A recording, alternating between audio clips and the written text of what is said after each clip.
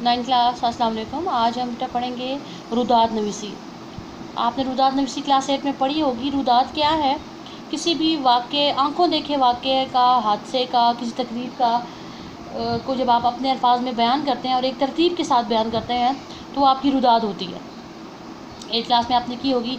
जैसे हम जैसे हम क्या अहम टॉपिक्स में कहा जाता है आपका जलसा तकसीम इनामात, जिसे हम एनुअल डे कहते हैं, कि वो शुरू कैसे हुआ, फिर उसमें क्या क्या फंक्शंस हुए, फिर उसका इख्तिताम क्या हुआ। इसी तरह जलसा आप कह सकते हो यौम इकबाल पे आपके का स्कूल में क्या क्या हुआ, यौम कायद आज़म पे आपके स्कूल में क्या क्या हुआ। आप अपनी सालगिरह की रुदात कर सकते हैं।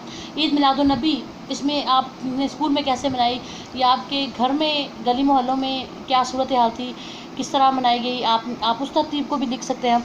तो रुदात क्या है? किसी भी वाक़े का, हादसे का, तकरीब का, आंखों देखा हाल जो आप एक तरतीब के साथ बयान करते हो, वो आपकी रुदात नवीसी होती है। ठीक है।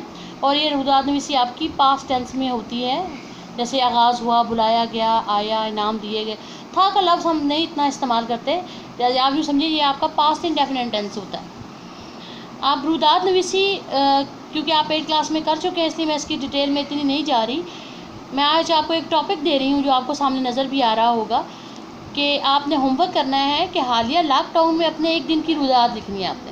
यानी आप घर पर हैं, साथ ही मैंने इसको थोड़ा और ईजी करने के लिए आपको बता दिया कि आप घर पर हैं और अपने मसरूफियात का आपने इसमें क्या करना है, तरतीबवार जिक्र करना है कि आप सुबह उठते हो, फिर आप क्या करते हो, उसके बाद आप कितनी देर पढ़ते हो, फिर आपने स्कूल से आने वाली वीडियोज़ को भी देखना होता है, आप इतना काम भी देखना होता है, किस काम से आप उकता जाते हो, किस काम को आप इंजॉय करते हो। ठीक है। उसके बाद आपका रेस्ट किस वक्त होता है, शाम में आपके क्या मसरूफियात हैं, खेलते किस वक्त हो, और रात के सोने तक का। ठीक है। मैं आपको ये भी बताती चलूँ कि ये आपका होमवर्क है। होमवर्क का आपको पता है कि जब किया जाता है तो वो क्या होता है, चेक होता है 9th क्लास।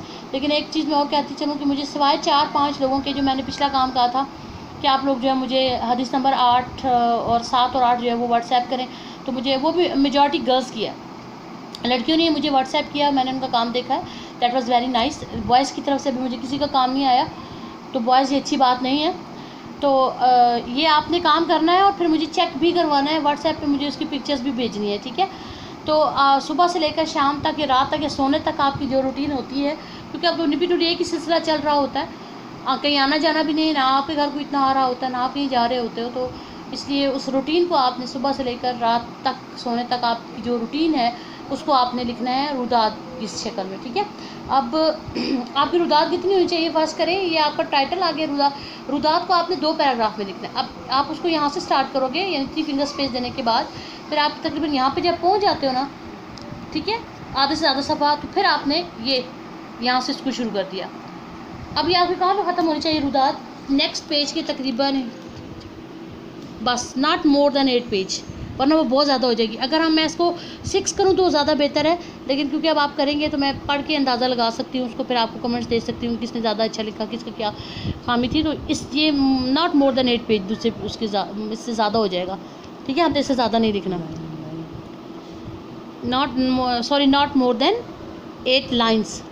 तो आपका ये 1.5 सफ़ा होना चाहिए, आपने इतना ही लिखना है। तो ये आपने काम करके मुझे चेक करवाना, ये आपका होमवर्क है।